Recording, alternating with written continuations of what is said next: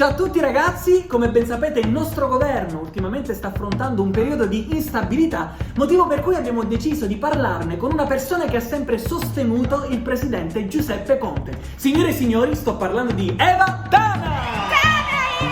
Ciao a tutti carissimi vaccini corti! Che cosa sono i vaccini corti? Di quelle tirchi che non vogliono spendere soldi! Quelli sono i braccini corti! Va bene, è lo stesso! Vaccini corti!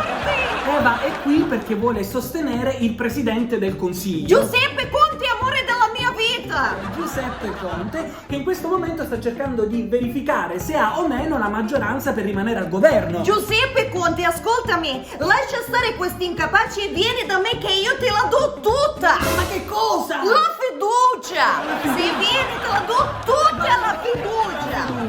Viva la fiducia! Fiducia che, come ben saprete, ieri Conte ha avuto dalla Camera dei Deputati, mentre oggi si aspetta quella del Senato. Lei cosa ne pensa del Senato? Io penso che Conte si merita il Senato, Oh. ma non quello del governo. Come? E allora quale Senato si merita? Il mio, questo Senato!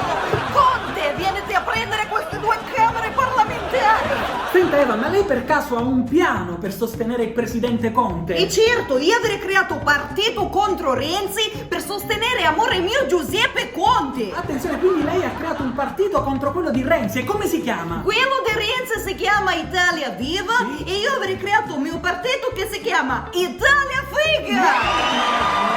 Che cos'è? Un partito di destra, di sinistra? Italia Figa e essere sempre al centro!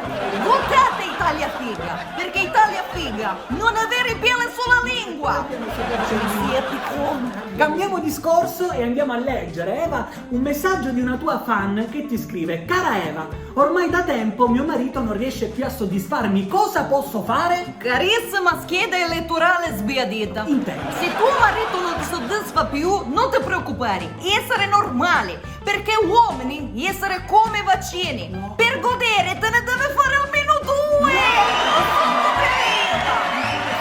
Va bene, terminiamo questa puntata. Volevo concludere con una citazione per amore mio Giuseppe Ma Conte. non c'è questa, io è giusto. Caro Giuseppe L'ho Conte, fatto. non ti preoccupare se perdi la poltrona, Oh. perché se lasci la poltrona puoi venire